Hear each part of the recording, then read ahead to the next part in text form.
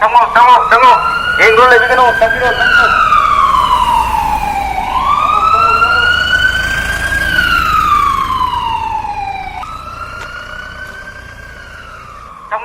Tunggu. Yang dulu lagi kena, sakit.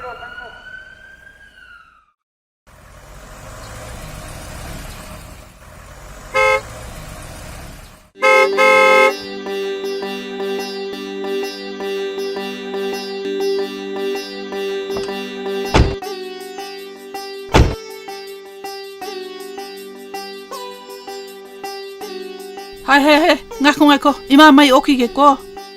Ngaku, kige mai oki ke.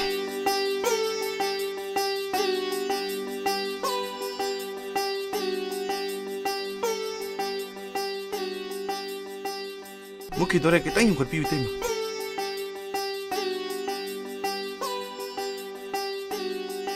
Mai okto. Kanto. Kalo. Sango.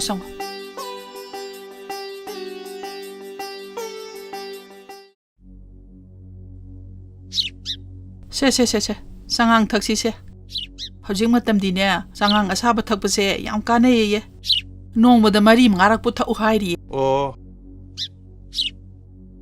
As lockdown su mu sangdokre ye. Sana thanba poche singdubu khara loksan hobna phadori ba tawri sibo. Soba angang singjibu kasu thotokpa tawroidro.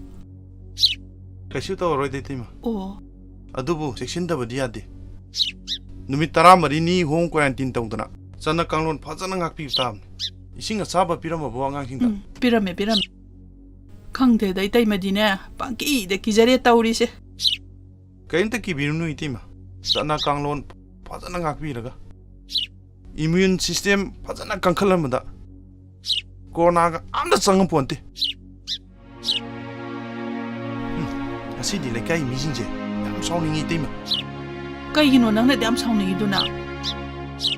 Lo ne yadaba niyom sumdaba thabak yam tawi mapan thoktaba khandaba ngamdaba mi nakta ngai re khoi lekai che Kaidawrage me dubo lambi da saman khajilaga corona je thingbang ngamdung dung ngai re ne moin khali je hoine kari wakhal dei no moine lambi daga samal khajili duna anaye gaiba masulai mai ho lampo gaiba masulai as soida moin to isam soi lo ne yadaba haiba je aran ba soibam leiram lengang piri basana kalonche masana section ngaksagi di haidradana lambi da saman khariba mako yaudu misingdo police na phar ga hek phudha ri phadon madun hek pharadam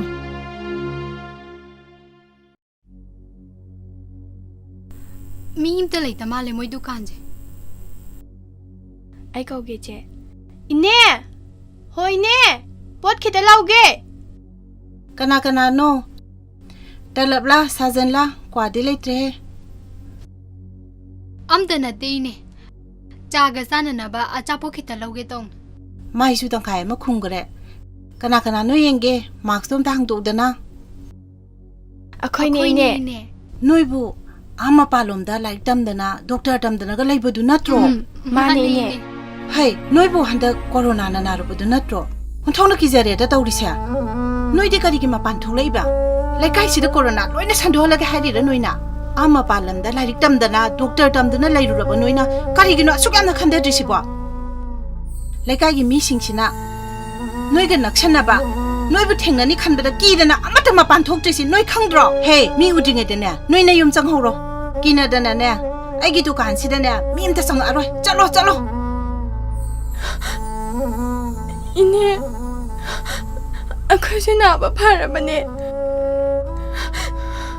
akhoi gi hakjang da corona ba mai to amta laitre te sanjina jin tawbada negative oi badagi yumda laine ine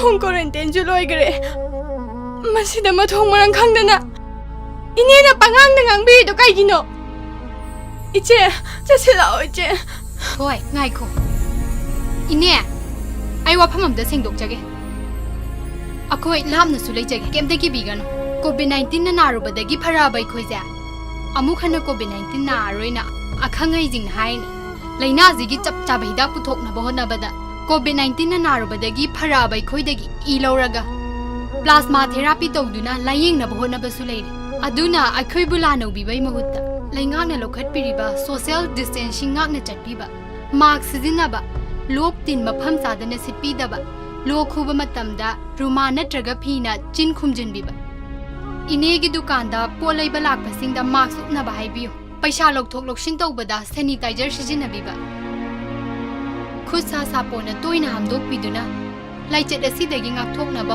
ꯍꯣꯠꯅꯃꯤꯟꯅꯗꯧꯅꯤ ꯏꯅꯦ ꯑꯣ ꯑꯩꯅ ꯅꯍꯥꯟꯒꯩ ꯄꯪꯀꯤꯗ ꯀꯤꯔꯨꯔꯤꯁꯤꯗꯤ ꯌꯥꯝ ꯂꯥꯜꯂꯝꯃꯦꯗꯅ ꯀꯅꯥꯅ ꯈꯪꯅꯤ ꯃꯤꯅꯗꯤ ꯅꯣꯏꯒ ꯁꯣꯛꯅꯔꯨꯅꯨ ꯁꯝꯅꯔꯨꯅꯨ ꯄꯪꯍꯥꯏꯗ ꯍꯥꯏꯔꯦ ꯑꯗꯗꯤ ꯑꯩꯁꯨ ꯄꯥꯈꯠꯂꯤꯅꯤꯗꯅ ꯑꯗꯨꯕꯨ ꯍꯧꯖꯤꯛꯇꯤꯅꯦ ꯅꯣꯏꯅꯅꯦ ꯃꯃꯨꯠ ꯇꯥꯅ ꯈꯪꯍꯜꯂꯕꯅꯤꯅꯅꯦ ꯑꯩꯁꯨ ꯀꯤꯍꯦꯛ ꯀꯤꯕꯤꯔꯔꯣꯏ ꯅꯣꯏ ꯏꯅꯦꯕꯨ ꯋꯥꯔꯧꯅꯨꯀꯣ ꯋꯥꯔꯧꯗꯦꯗ ꯏꯅꯦ ꯊꯣꯏ ꯃꯤꯑꯣꯏ ꯈꯔꯅ ꯀꯨꯞꯅ ꯈꯪꯗꯕꯗꯒꯤ ꯄꯉꯥꯡꯗ ꯉꯥꯡꯉꯒ ꯄꯨꯛꯅꯤꯡ ꯍꯦꯛꯇ ꯁꯣꯟꯊꯗꯧ ꯅꯠꯇꯦ ꯀꯣꯚꯤꯗꯅ ꯅꯥꯔꯨꯕꯗꯒꯤ ꯐꯔꯛꯑꯕ ꯑꯩꯈꯣꯏꯅ ꯃꯤꯌꯥꯝꯗ ꯄꯥꯎꯖꯦꯜ ꯄꯤꯗꯨꯅ ꯂꯩꯉꯥꯛꯀꯤ ꯃꯇꯦꯡ ꯄꯥꯡꯒꯗꯧꯅꯤ ꯈꯪꯉꯕ꯭ꯔꯥ ꯍꯣꯏ ꯏꯆꯦ